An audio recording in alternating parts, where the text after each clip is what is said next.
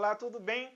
A aula de hoje vai tratar sobre artigos definidos e indefinidos, que significa adawat, artigos, at-ta'rif, definidos, e at-tankir, indefinidos.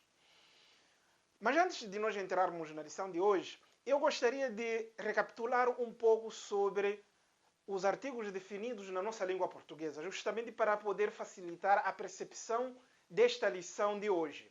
Então, nós temos na nossa língua portuguesa os seguintes artigos indefinidos. Primeiro, uma, uns e umas. Então, estes são os chamados artigos indefinidos na língua portuguesa. Quando eu quero indefinir um nome que esteja no masculino singular, um homem, eu digo um homem, é um homem qualquer, desconhecido. Então, a função deste artigo é demonstrar de que trata-se de algo desconhecido. Pode ser objeto, pode ser pessoa. Um homem, qualquer homem pode ser. Uma mulher, qualquer mulher pode ser. Uns homens desconhecidos, um grupo de homens. Umas mulheres, um grupo de mulheres desconhecidas. Então, estamos a dizer de que quando nós usamos estes artigos, não estamos a definir esses grupos de pessoas ou objetos. Ok? E, neste caso, este grupo de artigos indefinidos na língua árabe equivalem apenas a 3 sinais. Vamos colocar aqui 3 sinais. Fatahataini, kasrataini e dhammataini.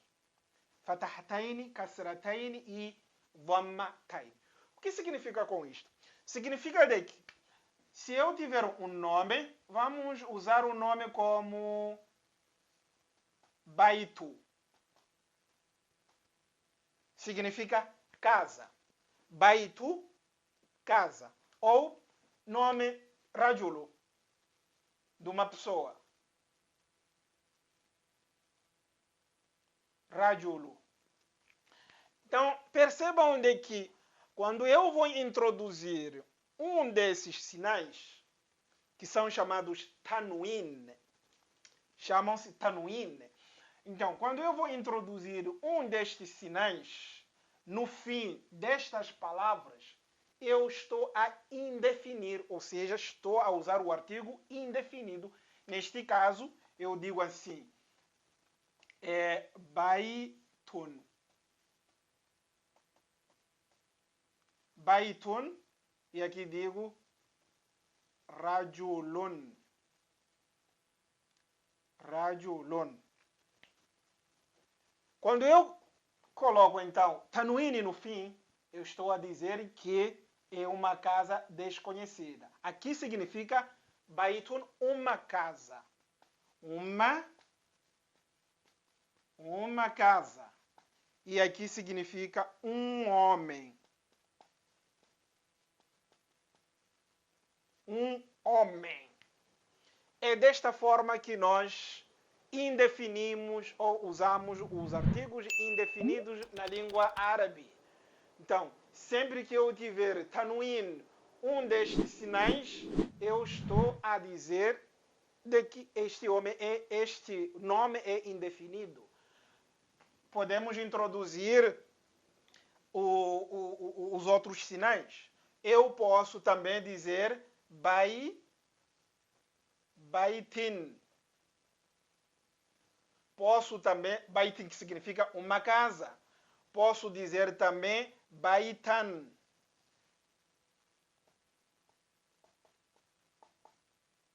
Baitan. Tudo isto significa uma casa. Posso dizer rajulin.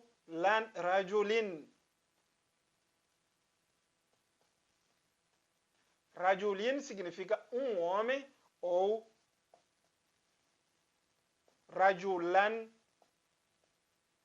Rajulan significa também um homem. Então perceberam de que tanto dhammatain, kasratain e fatahatain. No fim do nome, não muda a sua classificação, ou seja, continua sendo um nome indefinido. Então, nós usamos estes três sinais para indefinir. A questão que o aluno poderia colocar é: mas por que essa mudança? Por que pode-se usar dhammatain, kasratain, fatahatain?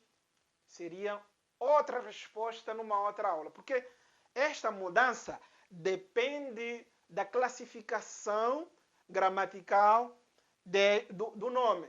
Ou seja, vamos supor de que este nome é um sujeito. Neste caso, leva dhammatain. Leva dhammatain, sujeito, ou dhamma. Vamos supor de que antes deste nome veio uma preposição. Preposição, normalmente, na língua portuguesa, são aqueles elementos que não têm significado próprio, mas que interferem, mudam, portanto, na formação do nome que vem depois, ou do verbo que vem depois. Como, por exemplo, em, na, no, que, enfim. Então, esses elementos nós temos também na língua árabe. E ao usarmos estas preposições, portanto, teremos, neste caso, essas mudanças. Tá? Então, a mudança de dhammatain para kasratain para fatahatain depende da posição ou da classificação do nome dentro da frase ou de uma preposição que vem antes deste nome. Essa preposição vai obrigar que o nome que vem depois, portanto, leve ou dhammatain ou kasratain ou fatahatain, que não é, na verdade, o objetivo da nossa aula. Independentemente do sinal, se é kasratain, fatahatain ou dhammatain, o nome permanece e continua no indefinido. Então, nós estamos a indefinir, neste caso, estes nomes. Então, no caso do at-tankir, os indefinidos, nós na língua árabe temos três sinais. Então, percebam mais uma vez de que estes sinais não têm nenhuma relação com o plural, o singular, o masculino ou o feminino. Essa mudança desses sinais. Não tem. Então, tanto que um nome no singular masculino pode levar o dhammatain, kasratain ou fatahatain. No plural também, mesma coisa. Pode terminar com um desses sinais.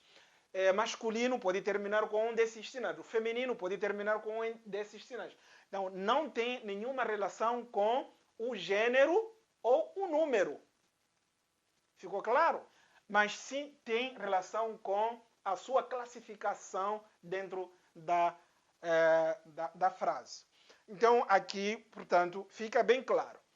Independentemente, mais uma vez, só reforçando, independentemente dessas mudanças, o significado continua o mesmo. Uma casa, baitun, com dhammatain. Uma casa. Baitin, uma casa. Baitan, uma casa. Rajulun, rajulin, um homem. Rajulan, um homem. Rajulun, um homem. Não muda nada. Agora, existe outra questão também linguística que gostaria de deixar aqui bem claro. No caso, quando nós usamos fatahatain, claro que sempre esses sinais só aparecem no fim da palavra, nunca no meio ou no início, nunca, sempre no fim. Então, quando nós usamos o fatahatain no fim da palavra, acrescentamos alif. Então, vocês vão perceber, baitan, viram que nós acrescentamos alif, depois de ta, alif, rajulan, depois de lamo, acrescentamos alif. É uma questão linguística que também não diz respeito aos objetivos da nossa aula de hoje. Mas é sempre dessa forma. Sempre que vocês usarem, então, fatahatain no fim, por favor, acrescentem alif antes de fatahatain. Esta é a regra. Agora, indo para os artigos definidos, quais são, neste caso? Vamos seguir a mesma lógica. Os artigos definidos na nossa língua portuguesa são o, a,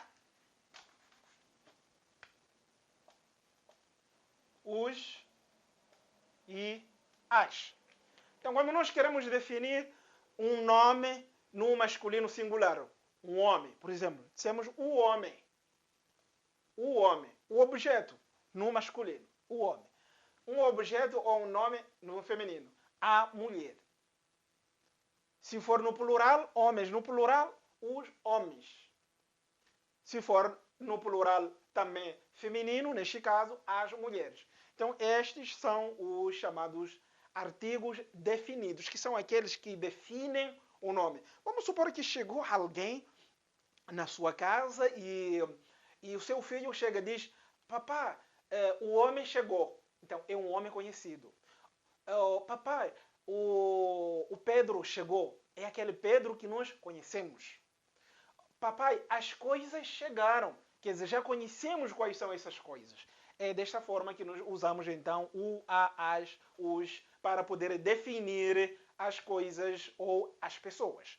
Neste caso, mais uma vez, estes artigos definidos equivalem na língua árabe a duas letras. Simplesmente duas letras. Alif e Lam com sukun. O que significa com isso? Significa que quando nós vamos definir um nome na língua árabe, seja masculino ou feminino, plural ou singular, nós usamos apenas alif e lam. Alif e lam. Por exemplo, no caso do um nome no singular, por exemplo, vamos trazer no indefinido, conforme nós já vimos, como a palavra baitun. Nós vimos a palavra baitun no indefinido. Então aqui eu tenho baitun no indefinido. Certo? Vamos transformar para o definido. É um nome masculino singular, neste caso. Então o definido dele fica desta forma. Aqui sukun. Vou sempre começar com a, com fath, já que está no início. Esta é uma questão, outra questão. E aqui depois vou colocar um nome. Neste caso, al-baitu.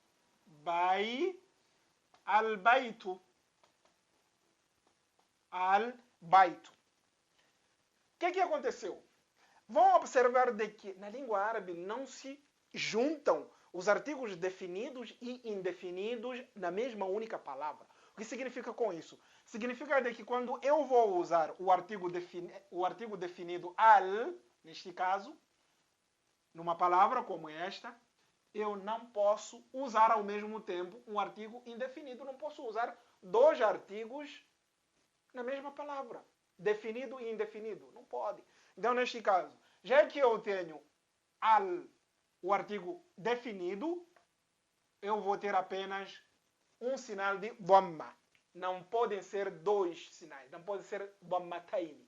Porque o dhammataini é o sinal de indefinido. Então, neste caso, eu tenho apenas um sinal de dhamma. Ou posso ter um sinal de kasra.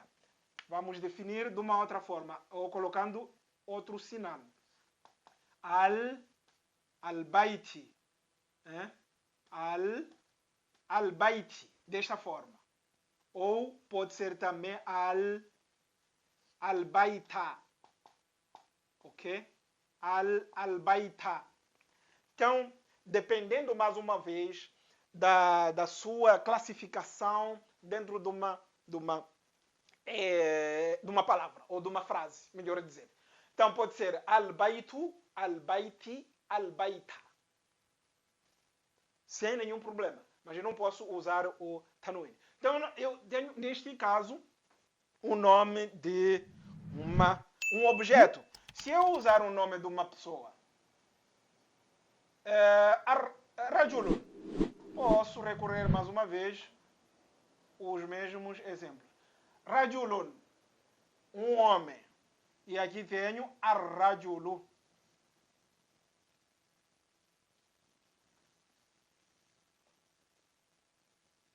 Ar-rajulu. Ou pode ser também ar-rajuli. Ou ar-rajula.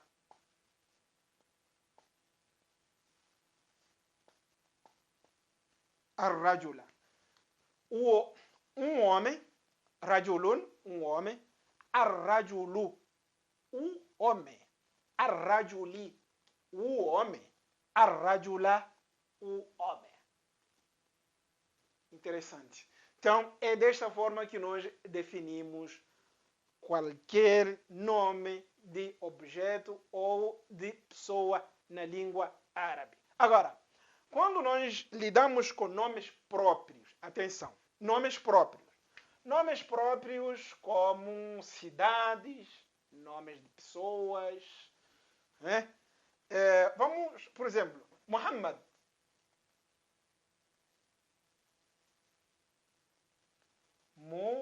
Muhammadun. Muhammadun ou Ahmadu são nomes árabes. Ahmadun. Então vão perceber que normalmente estes nomes próprios terminam com dhammataini ou kasrataini. Pode ser também Muhammadin ou Muhammadan. Né?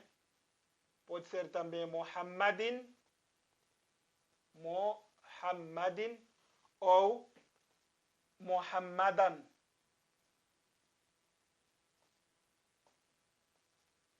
Né?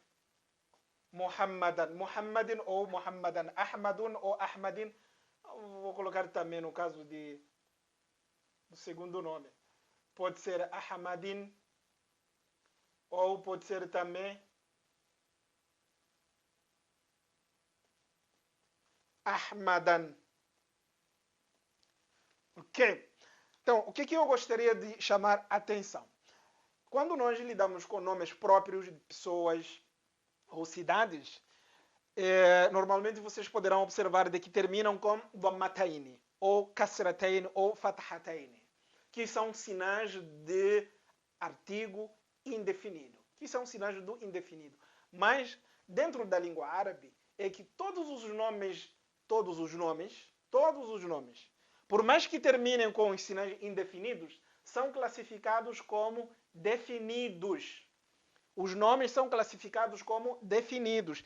Então, esses nomes são definidos. São definidos. Todos os nomes de pessoas e lugares, cidades, são definidos. E é proibido, por mais que sejam definidos, nós usarmos alf e lam. É proibido. Ou seja, eu não posso dizer assim, não posso dizer al-Muhammad, al-Muhammadu, al-Muhammadu. Isso está errado, não se fala na língua árabe. Ou al-Ahmadu, para dizer que eu estou a definir al-Ahmadu, para dizer que eu estou a definir o nome Ahmad. Não se define dessa forma na língua árabe. Ou seja, nomes de pessoas, lugares ou cidades, neste caso, não levam alf e lam, nunca. Mas são classificados como definidos. Então, não fiquem surpresos. Agora, quando nós vamos falar, por exemplo, no caso de nomes de objetos, nomes como comum, nomes comuns, rajulun. Rajulun, sim, indica alguém, o gênero masculino, mas não é o nome de uma pessoa. Ninguém é chamado por homem, ou ninguém é chamado por mulher como nome próprio. Não são nomes próprios. É o grupo, é a coletividade, é o gênero, neste caso. Por isso, nós podemos definir usando alf e lam. Agora, quando nós usamos nomes próprios, Muhammad, Ahmad, João, Antônio, não se usa alf e lam. E desta forma nós conseguimos resumir de uma forma bem breve quais são os artigos definidos e os artigos indefinidos na língua árabe. Bem simples, para dizer que a língua árabe se calhar é até mais fácil do que a língua portuguesa, porque não existe essa mudança. Olha o que acontece na língua portuguesa. Quando é um homem ou gênero masculino, vou ter que usar um artigo especial. Feminino, um outro artigo. Plural, tenho que acrescentar o S. Plural feminino também. Meu Deus, é muito complicado isto. A língua árabe já simplifica a coisa. É só questão de usar alf e lam e pronto, já está definido. E saber de que todos os nomes próprios, por mais que terminem com o sinal de indefinido, mas são classificados como definidos. E acabou. E aqui eu termino e desejo boa aula e voltaremos com novidades. Não se esqueça de se inscrever no nosso canal para que você possa receber as notificações das novas aulas. E muito obrigado pela sua atenção.